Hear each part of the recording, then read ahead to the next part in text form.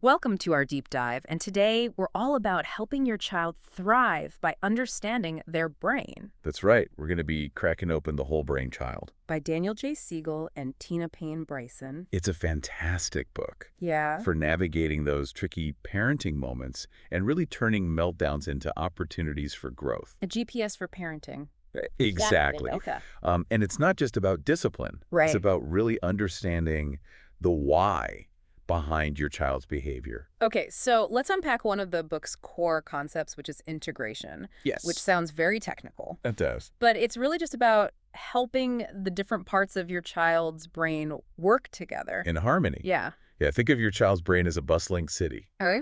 Integration is like building those bridges and smooth roadways so all the different districts can communicate That's a great analogy. and collaborate Yeah, I love that. effectively. So one story that really brings this to life is about Mariana and her 2-year-old son, Marco, who went through a very scary experience, a car accident where his babysitter had a seizure while driving. Right. And a lot of parents might try to shield their child from that frightening memory. Yeah, you don't want to talk about it. You don't want to bring it up. But Mariana, armed with her knowledge of integration, actually took a different approach. What did she do? She encouraged Marco to retell the story over and over again, Wow. even using his own words and sounds to mimic the babysitter's seizure. He would say, "Iya woo woo." It seems counterintuitive to make a child relive that. It does, The but fuck? by revisiting the story over and over again, Marco was able to process the event with both his left brain, The logical, the logical side, and his right brain. the emotional side. Yes. So he's weaving it all together. Exactly. Yeah. It's like weaving a tapestry, Yeah. connecting the threads of logic and emotion to create a coherent picture. So it's not just a scary jumble of memories. Right. It's one whole. And that integration helped Marco move through his fear instead of getting stuck. And that makes sense because if you can't process it, Right. it's just going to stay there. You're going to be afraid. Yeah, exactly. Exactly. So this brings us to another key concept. The left brain, right brain dynamic. Yes. You know, we've all heard about it. We have. But this book helps you see it In action. in your child's everyday life. Absolutely. So think about those moments when your kids get into those seemingly illogical arguments, like, who gets to push the elevator button? Oh, yeah. And as adults, we're like, really? Like, come on. Come on. You're both going to the same floor. But for them, it's a huge... Emotion. Yes. Right. Their right brain, the emotional center is in the driver's seat in that moment. Yeah. Their left brain, the logic center, is still under construction. And this is where we come in as parents. Okay. We can help them build that staircase of the mind, guiding them to use both sides of their brain. Exactly. So it's not just about you need to be logical about this. It's Right. about helping them understand and articulate their emotions. Yes. To make sense of the situation logically. Absolutely. Okay, so let's move up to the next level of this brain house. Uh-huh. The upstairs brain and the downstairs brain. All right. So imagine the downstairs brain as the basement and the ground floor. It's where basic functions, instincts, Yeah. big emotions reside. Pure impulse. Yes. It's like that toddler running, jumping, grabbing. Yes. Reacting. All those things. Yeah. Downstairs brain. Downstairs brain and then the upstairs brain. The penthouse suite. Okay. Where the executive functions live. Ah. Decision-making, empathy planning, and self-control. The problem is the upstairs brain is under major construction until their mid-20s. It takes a while.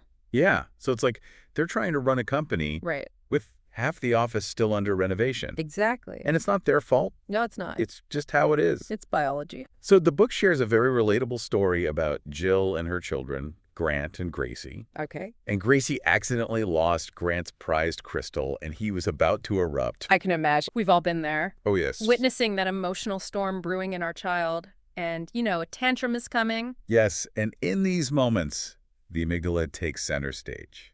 Amygdala. Think of it as the brain's security guard, always on high alert for threats. Okay. Always. So, like, remember Dan's story about the rattlesnake on the hiking trail? Yes. And he reacted instinctively yelling stop before he even registered. Before he knew what was happening. Yeah. His amygdala was in action.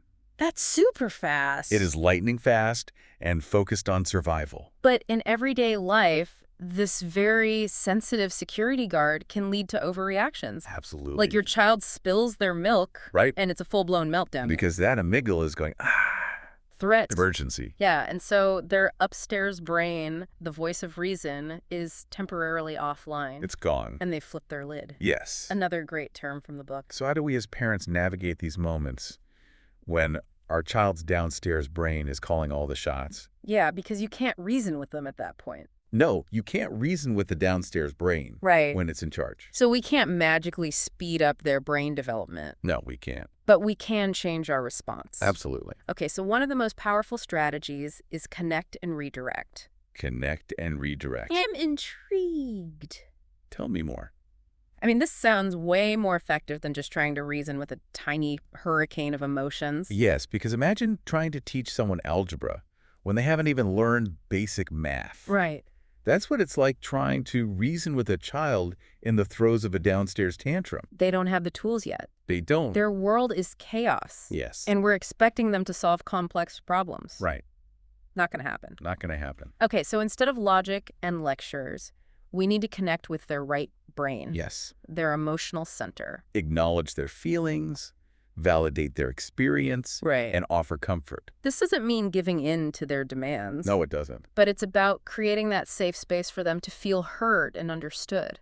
Exactly. Then their upstairs brain can start to come back online. That's right. So Tina, one of the authors, shares a great example of this in action with her own son's bedtime negotiations. I've been there. Oh, I bet every parent listening can relate to those bedtime battles. Absolutely. So what did she do? So he was trying to delay bedtime with a string of seemingly ridiculous complaints. Oh, yeah. And she resisted the urge to argue or dismiss his feelings. I can imagine that was hard.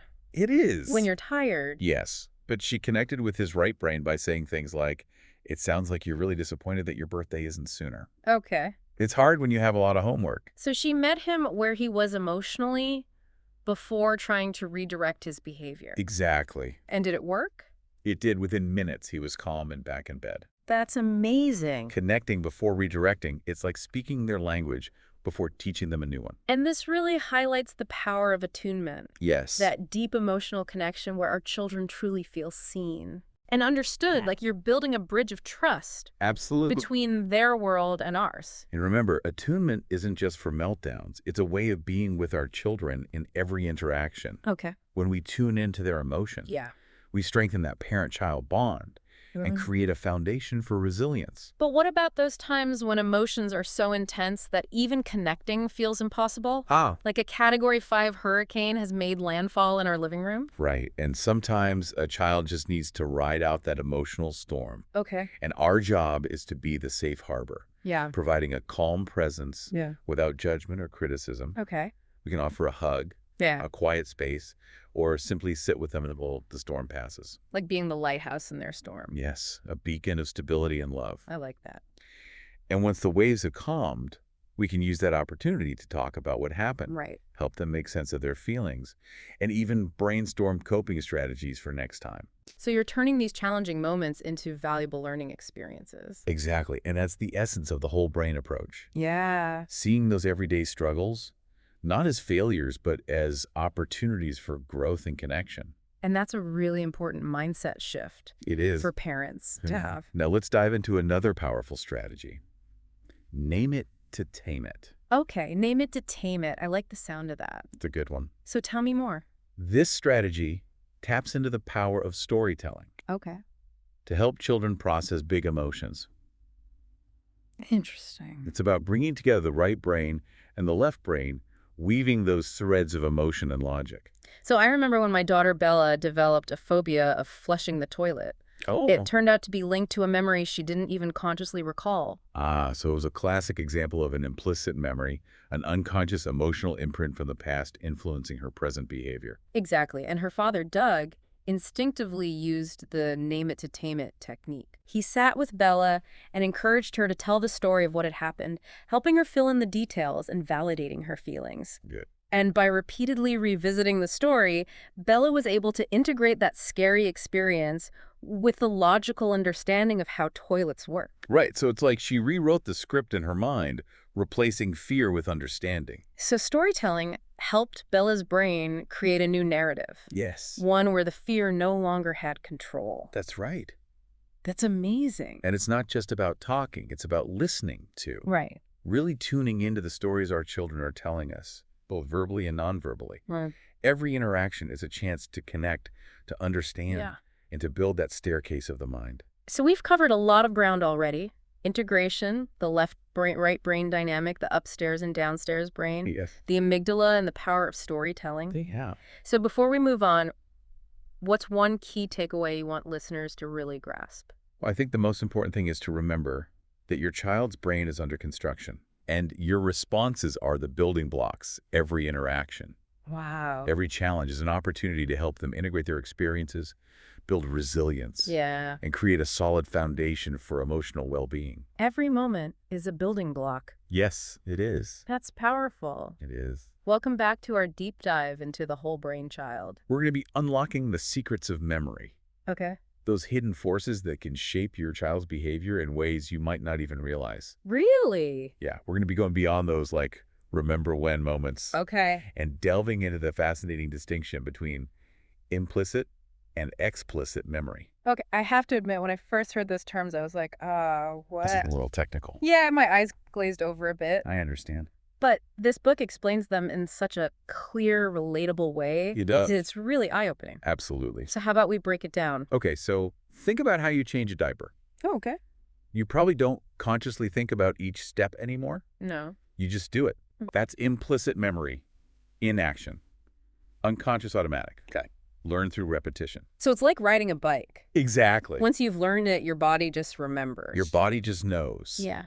Now contrast that with explicit memory. Oh, okay. Those memories we consciously recall, like specific events or facts. Okay. Remembering your child's first steps, their favorite bedtime story, Right. or that hilarious thing they said last week. Those are all explicit memories. Exactly. Those are explicit memories. So implicit is like the autopilot, Yes. and explicit is on demand. On demand. That's a great way to put it. Okay. But how does this play into understanding our children's behavior? That's what I want to know. Here's where it gets really interesting. Those implicit memories, especially negative ones, can unconsciously influence how our children react in certain situations. Wow. The book gives a powerful example of Tina's son, Okay. who developed a fear of swimming lessons. Okay. He didn't even remember the specific event that triggered the fear. It was just like this hidden force was controlling his reactions. It was an implicit memory lurking beneath the surface. Wow. And until it was brought into his conscious awareness, it continued to hold him back. So how did Tina help her son overcome this fear? Well, she started by explaining that his brain was trying to protect him, Okay. by reminding him of a past negative experience, even if he couldn't consciously recall it. So you're validating the feelings Absolutely. instead of saying, oh, you're being silly. Yes. Yeah. She validated his feelings, letting him know his brain was doing its job, All right. even if it was creating unnecessary anxiety. It makes sense to explain it that way. Right. So then what does she do?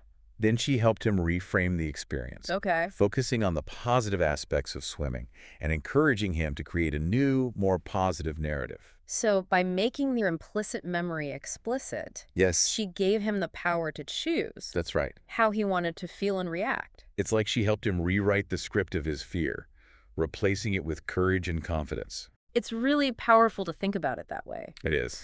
So this whole concept of implicit memory, it makes me wonder about those very early childhood experiences. Yes. The ones that happen before children even have language to describe them. You're right to bring that up because implicit memories start forming even before birth. Really? Dan, one of the authors, shares a fascinating story about this. Okay. He used to sing a specific Russian lullaby Okay. to his children while they were in the womb. I love that story. It's amazing, isn't it? Yeah. And after his babies were born, he sang them 3 different songs, Okay. including the familiar lullaby. Okay. And guess what? What? His babies clearly recognized the lullaby, Really? becoming more alert and attentive when they heard it. Oh, wow. So they were forming those implicit memories, Wow. those emotional connections even before birth. That is incredible. It's a powerful reminder that our responses as parents, Yeah. the emotional environment we create, are literally shaping our children's brains from the very beginning. That's pretty profound. It is. So we know implicit memories can have a powerful influence. Yes. But what can we do about those negative ones? Okay. The ones that might be causing our children anxiety or fear. Well, the book introduces a technique called the remote control technique. The remote control technique. Imagine giving your child a remote control for their own memories. Okay. That's the power of this approach. Right. It allows them to revisit challenging experiences at their own pace, pausing, rewinding, Okay. or fast-forwarding as needed. So it's about giving them a sense of control over those memories that might feel scary Exactly. or overwhelming. I like that. The book shares the story of David and his son Eli. Okay. Eli had witnessed a friend get injured with a pocket knife, Oh. and this created a deep-seated fear of woodworking tools. Even though he couldn't consciously recall the event, That's right. that implicit memory was creating a roadblock for him? It was. So what did they do? So David sat down with Eli and started retelling the story, but with a twist. Okay. He gave Eli an imaginary remote control, Okay. empowering him to pause, rewind, or fast forward through the parts that felt too intense. Wow. So it's like giving them the director's chair in their own mind. Exactly. I love that. By revisiting the memory in this controlled way, Yeah.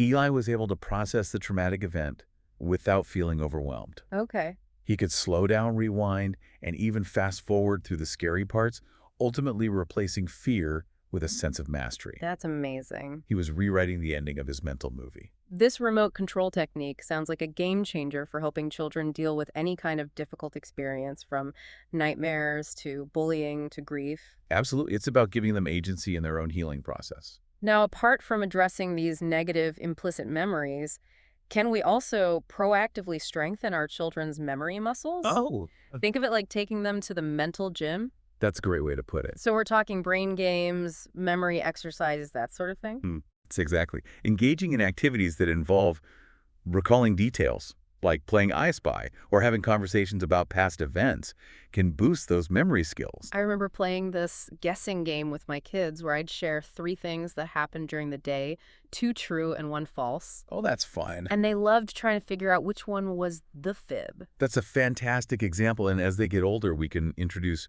more sophisticated techniques like journaling or creating timelines of significant events. Okay. It's all about helping them build that capacity for reflection. So we've gone from those automatic unconscious memories to those that we can actively recall and shape. We have. And I'm curious, where do we go from here on our deep dive into the whole brain child? Well, we're going to zoom out Okay. and explore the wheel of awareness, The wheel of awareness. a powerful model for understanding and integrating the many parts of the self. Sounds fascinating. It's like taking an aerial view of your child's inner landscape. I can't wait to learn more about this wheel of awareness.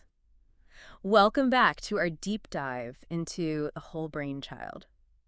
We've been on quite a journey, We have. exploring, all these different parts of the brain. Yes. And now we're going to discover this powerful tool. The wheel of awareness. The wheel of awareness. It's like a mental compass, Okay. helping your child navigate the ups and downs of their inner world. Okay, I like that. So how does this work? So imagine a bicycle wheel Okay. with a hub at the center and spokes radiating outward to the rim. Okay. The hub represents awareness, Okay. that ability to observe and choose where we focus our attention. And the rim points are all the different aspects of our experience. Our thoughts, feelings, sensations, All of it. perceptions. It's like a panoramic view of our inner landscape. Yes, and the beauty of this model is that it helps us understand that we are not defined by any single rim point. Oh, that's interesting. We might get caught up in a wave of anger, a spiral of worry, a storm of sadness, Yeah. but those are just temporary states.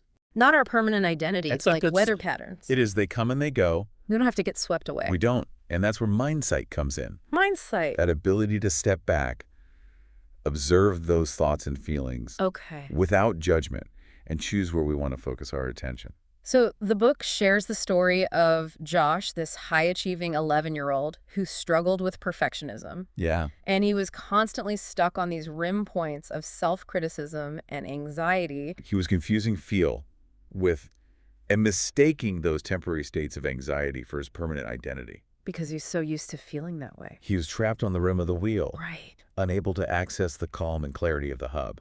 So how did the wheel of awareness help him? So Tina, one of the authors, introduced him to this model, showing him how to become the observer of his thoughts and feelings. Okay. And he learned to recognize the physical sensations Okay. that accompanied his perfectionistic thoughts. So that tightness in his The chest. tightness in his chest, the racing heart. Oh, so he's tuning into those bodily signals. Precisely. Okay. And by noticing those sensations, he could choose to shift his attention to other rim points, like the joy of playing music, the connection he felt with his friends, Right. or the simple pleasure of a sunny day.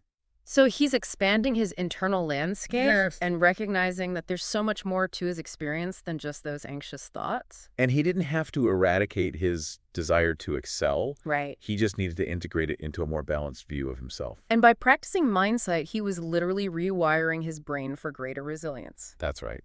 I think we all get stuck on the rim from time to time. He do. It happened. We get fixated on, challenging behavior, a frustrating situation, Yeah. and it feels all-consuming. But the wheel of awareness offers a way out. Okay. It reminds us that we have a choice. Okay. We can stay stuck, or we can choose to shift our attention, Right. to return to the hub and regain a sense of perspective. It's like a mental reset button, Yes. a way to step back from the chaos. Absolutely. And reconnect with that inner calm. And what's even more amazing is that we're not just managing our thoughts and feelings. Right. We're literally changing our brains. Yes. Through neuroplasticity. So we're empowering our children to rewire their brains for greater emotional well-being. That's the goal. So all this talk about mindsight, how can we help our children develop this ability to understand not just their own minds, but the minds of others? That's a great question. And it leads us to the me-we connection. The we connection. It's about helping our children develop empathy Okay. and build strong, healthy relationships. So it's not just about, me. It's about we. Exactly. It's about nurturing their sense of self, Okay. but also fostering their sense of connection with others. It makes me think about those mirror neurons we talked about earlier. Yes. How our brains light up not just when we do something, but when we see someone else doing it. That mirroring is the foundation of empathy. So our brains are designed to resonate with the experiences of others. Yes, we are wired for connection. That's incredible. It is. And as parents, we can nurture this capacity by modeling empathy in our own interactions. Right. Lead by example. When we show our children what it looks like to be kind, compassionate, considerate of others, Yeah. we're wiring their brains for connection. So we're creating a culture of empathy Exactly. in our homes. Where understanding and respecting different perspectives is the norm. So the book shares a story about Colin, a 7-year-old who struggled with selfishness. Okay. He had a hard time seeing beyond his own needs and desires. Right. Very me-focused. And his parents were frustrated and concerned. The key is to strike a balance. Yeah. We want to encourage our children to express their needs and pursue their passion. Right. But also to recognize that they're part of a larger web of relationships. So expanding their circle of concern to include the we. Exactly. Yeah. And the author suggests creating a yes state of mind in our children. A yes state of... This isn't about giving in to their every whim. It's about cultivating a sense of receptivity and openness rather than reactivity and defensiveness. So it's like, when someone constantly says no to me, it just makes me shut down. Right, you feel unheard. But when someone approaches me with a yes attitude, even if they can't accommodate my request, it makes me feel respected and valued. Exactly, and we can foster that yes state of mind in our children by being attuned to their needs, validating their feelings, Okay. and creating a sense of safety and trust.